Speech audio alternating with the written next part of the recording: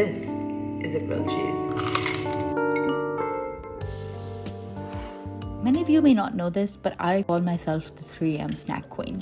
One of my favorite things to have is a grilled cheese. So I'm going to show you my foolproof method on how to make the best grilled cheese at any time of day. It starts with a good quality loaf. I use a sourdough because that is my favorite. Then that's going to get spread with the garlic butter mixture.